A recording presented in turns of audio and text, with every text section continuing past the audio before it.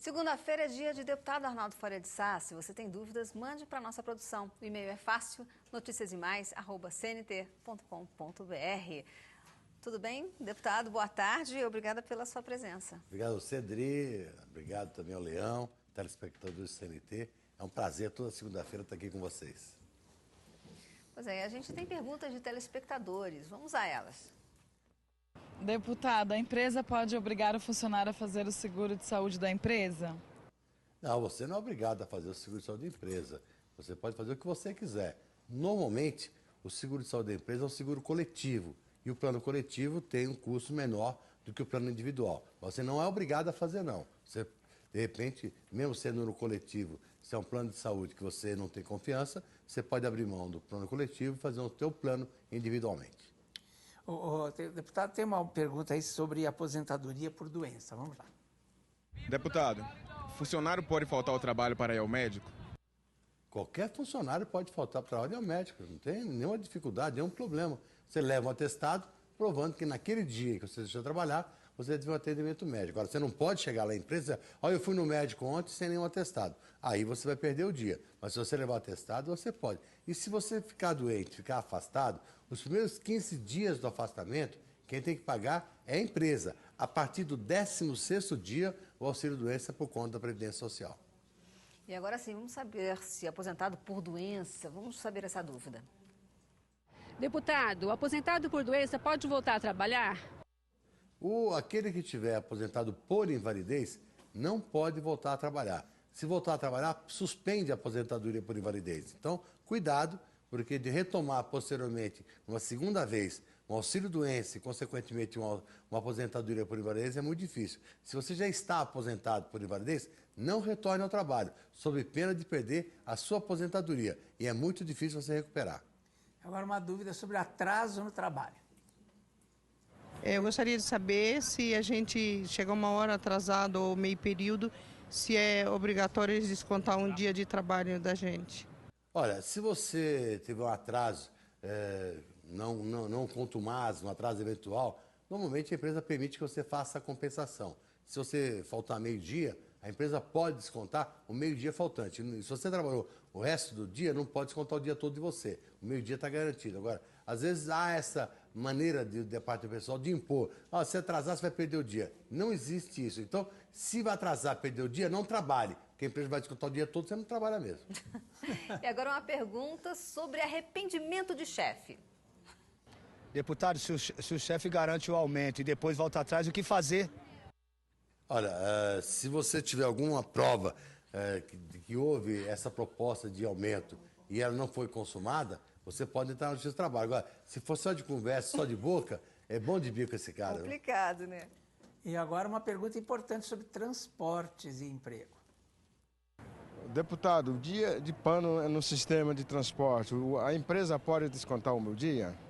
Olha, se está comprovado que foi por causa da crise do transporte que você faltou, você tem que pedir um documento na empresa de ônibus, ou então na SP Trans, que é a gerenciadora do trânsito, for aqui na capital, ou a correspondente de cada outra cidade, levar isso para, olha, eu não faltei porque eu quis faltar, eu faltei porque não teve oportunidade de chegar. E a empresa tem que permitir a compensação desse dia. Você não pode ser prejudicado.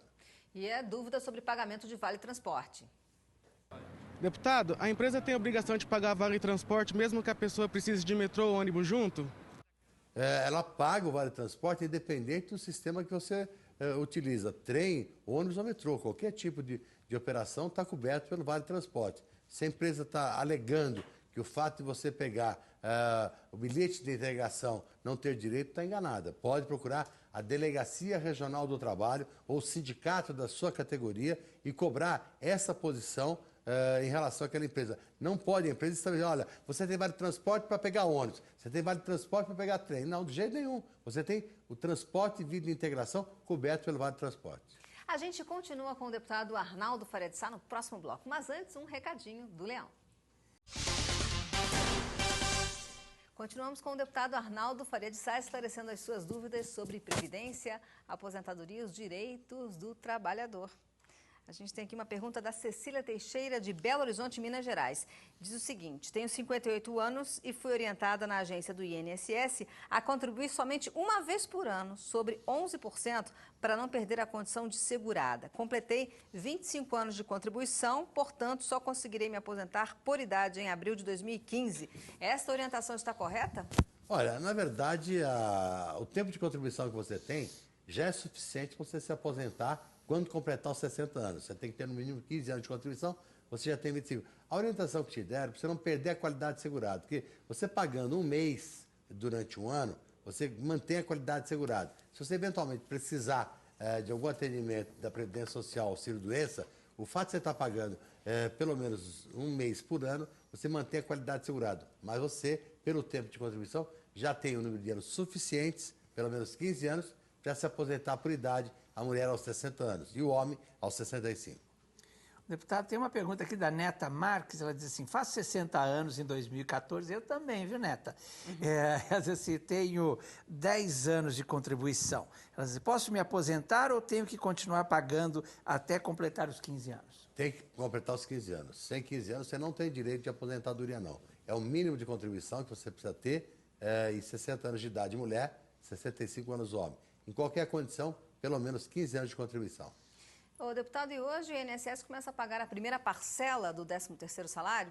Exatamente, a partir de hoje e até o dia 5 de setembro, estarão sendo pagas a primeira parcela do 13º salário para todos os beneficiários da Previdência Social. Na verdade, não é nenhuma conquista, é uma mera antecipação daquilo que você iria receber em novembro, e o governo pensou em complicar a repetição desse pagamento, já vem sendo feito há muitos anos, e queria dizer que o caixa estava difícil. O problema de caixa é o problema do governo, não é o problema da Previdência Social. Está garantido sim, Adriana.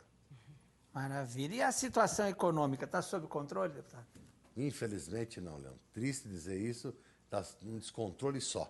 Você viu o dólar para que patamar está indo, o Banco Central está gastando reservas todos os dias para tentar segurar a desvalorização do real, o real está derretendo e o governo precisa fazer alguma coisa. Eu acho que a coisa tem que ser mais dura ainda, Leão. Ela precisa mudar o ministro da Fazenda. Se não mudar o ministro da Fazenda, não tem jeito. O mercado não confia mais nas atitudes da Fazenda atualmente. É necessário fazer alguma coisa. Já disse outro dia, se tirar o manteiga de lá e colocar um boneco, melhora. Ô, deputado, e a PEC 300 tem chance de voltar à pauta? Olha, a semana passada houve um entreveiro lá no Congresso Nacional, invadiram o Salão Verde, alguns invadiram o plenário da Câmara dos Deputados, cobrando essa questão e, na verdade, deu por aqui, né? Chegou no limite. Michel Temer, quando o presidente prometeu colocar a votar, não votou. Adilson Tinaglia prometeu colocar, não colocou. Marco Maia prometeu colocar, não colocou. E agora a pressão foi muito grande e se o Henrique Eduardo Alves não colocar para votar, vai dar dor de cabeça. Ele prometeu que vai conversar com os governadores que são contra a PEC 300. Bahia, Minas, São Paulo, Rio de Janeiro e Rio Grande do Sul. Esses governadores têm que dar alguma solução, porque o slogan deles é um slogan preocupante. Sem PEC, sem Copa. Então, vamos tentar aprovar a PEC 300. Ô, deputado, e quando será votado o segundo turno do orçamento impositivo? Esta semana deverá ser votado o segundo turno do orçamento impositivo, garantindo que aquelas verbas que você aprovar no orçamento para uma determinada cidade seja cumprido. Porque hoje o orçamento aprova emenda para uma cidade, mas o governo não libera. Fica naquela história de tomar lá da cá. Ah, quando votar isso, eu libero aquela emenda. Quando votar aquilo, libera aquela outra emenda. Isso não pode continuar acontecendo, até porque o governo, no repasse do Fundo de Participação dos Municípios, já está prejudicando muitos municípios. E a questão das emendas é fundamental para garantir o mínimo necessário para algumas cidades poderem fazer a infraestrutura necessária, o atendimento básico necessário. Isso não pode continuar acontecendo. O orçamento positivo, sem dúvida nenhuma, é uma mudança necessária e precisa para acabar esse negócio de dar lá, toma cá.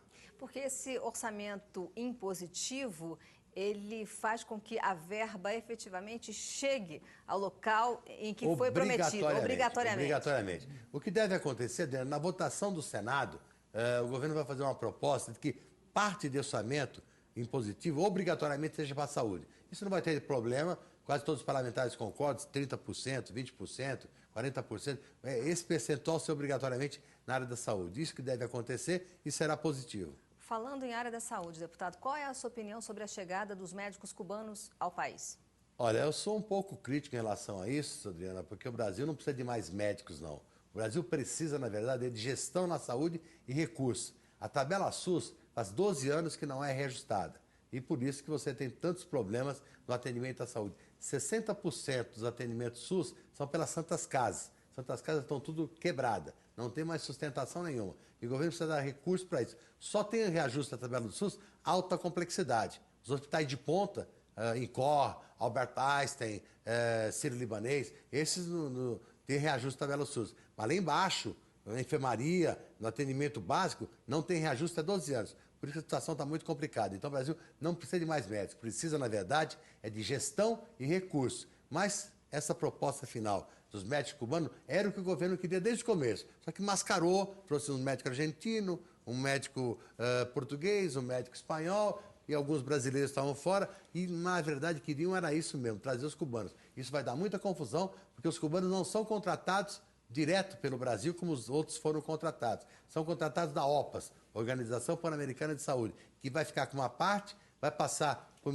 para o Ministério da Saúde cubana uma grande parte e uma pequena parte para os médicos que vieram trabalhar aqui. A situação vai ser muito difícil e, lamentavelmente, Adriana, a saúde pública no país continuará uma saúde complicada, porque hoje está difícil você defender a saúde pública. Se até a saúde dos planos de saúde privado está difícil, imagina a saúde pública, Adriana.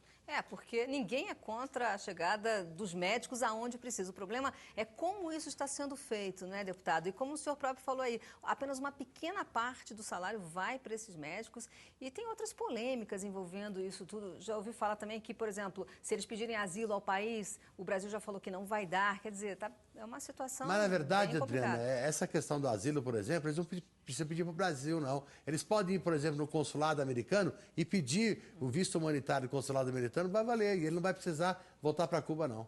Tá certo, deputado. Olha, então, muito obrigada pela sua presença. Agora, quem quiser tirar dúvidas sobre a aposentadoria, pode falar com o deputado Arnaldo Faria de Sá pessoalmente lá no Jabaquara, aqui em São Paulo. Todos os sábados, nossa equipe à sua disposição, fazer contagem, tempo de serviço, esclarecimento e orientação sobre o seu processo, agendamento, tudo aquilo que disser a respeito à Previdência e Assistência Social, nós estamos à sua disposição todos os sábados para orientar, esclarecer e fazer os encaminhamentos, Adriana.